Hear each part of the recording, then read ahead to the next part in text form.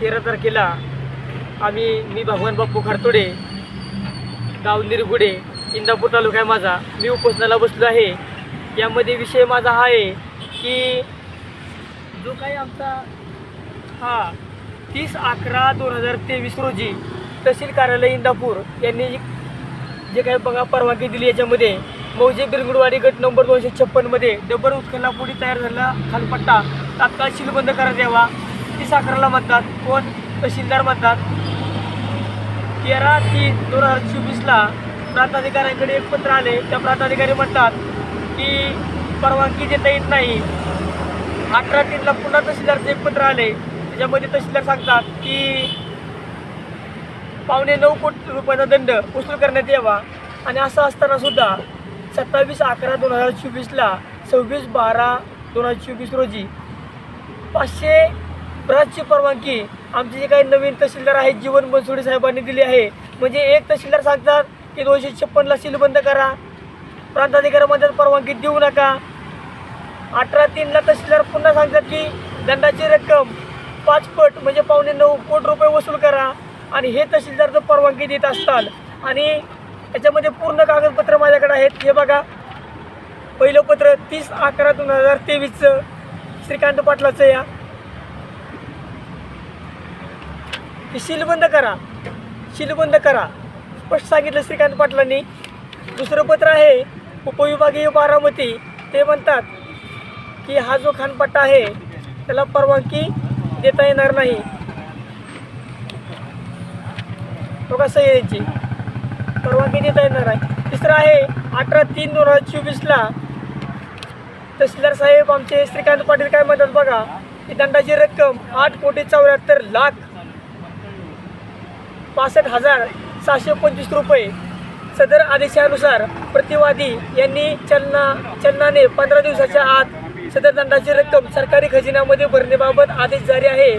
सदरची रक्कम शासन जमा न केल्यास जमीन महसुलाची थकबाकी म्हणून वसुलीस पात्र राहील असं श्रीकांत पाटील सांगतात.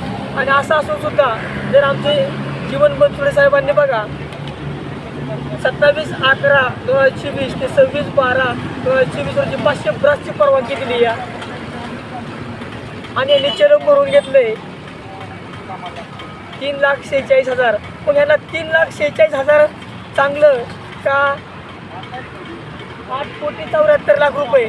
मग 8,74,00,000 रुपयाची रक्कम म्हणजे दडपून ठेवण्यासाठी यांनी परवानगी दिलेली आहे. आमचं म्हणणं एकच आहे की चुकीचा पंचनामा करणे, वरिष्ठांचे सीलबंद आदेश असतानाही तो न पाळणे.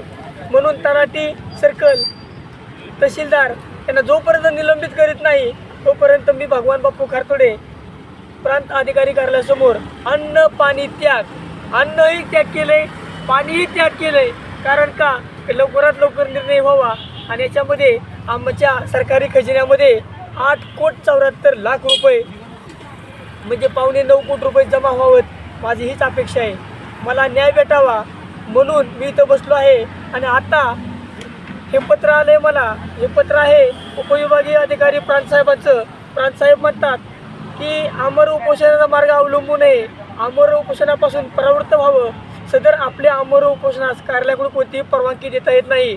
म्हणजे एक अधिकारी दुसऱ्या अधिकाऱ्याला कसा वाचवतोय ते आपल्या इथून बघायला मिळतंय. की मी म्हणतोय की माझे कागदपत्र बघा आणि याच्यामध्ये 9.25 कोटीचा दंड आहे, तो दंड वसूल करा, सरकारी खजिन्यामध्ये घ्या.